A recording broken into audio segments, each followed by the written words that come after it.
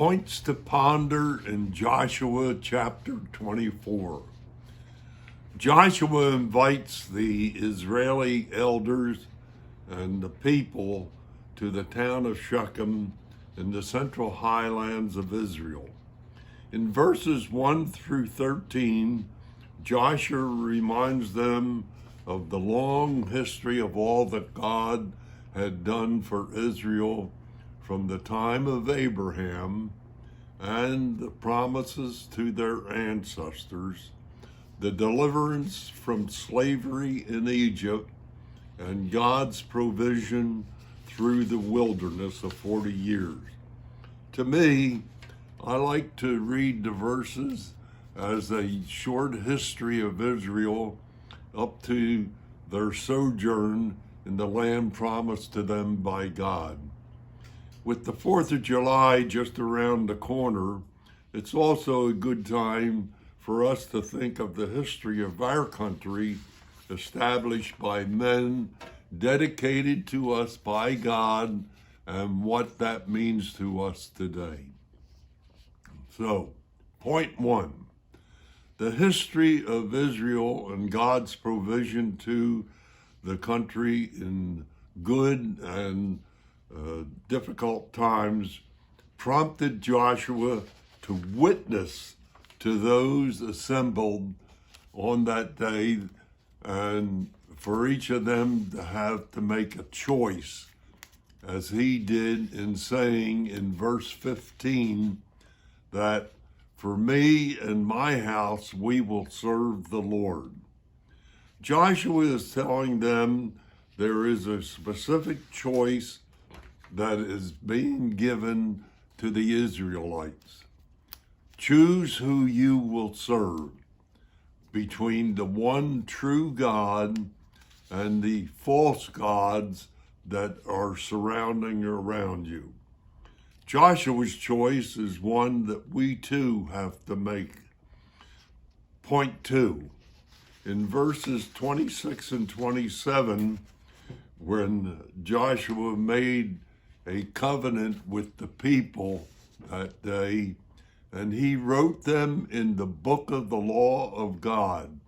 He then took a large stone, set it under the oak tree nearby, and said it would be a witness to them as it has heard all the words that the Lord had spoken.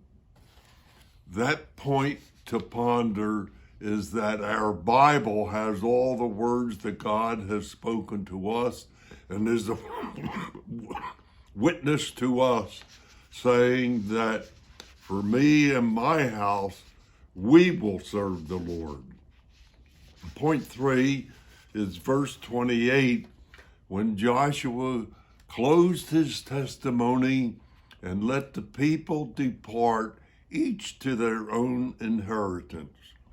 The point to ponder is that in serving the Lord, they will inherit an eternity in heaven for us, just like it says in Ephesians 1, verse 11. Furthermore, because we are united with Christ, we have received an inheritance from God for us to choose in advance, and he makes everything work for us according to his plan.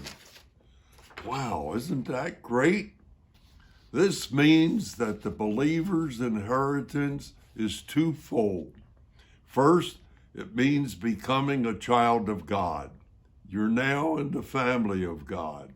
This gives us the right to expect an inheritance. Second, we gain eternity with the Lord, dwelling in his righteousness for all time. Isn't that a great thought to hear? To conclude this weekly word, what is the key message of Joshua? The book of Joshua shows us God's faithfulness to his covenant with the Israelites to bring them into the land he promised to Abraham. This book points to the importance of the covenant of God, the obedience before, during, and after God fulfills his promises. And through our faith in Jesus Christ, God has further fulfilled his promises. Amen. God bless you, and have a good week, and celebrate the 4th of July.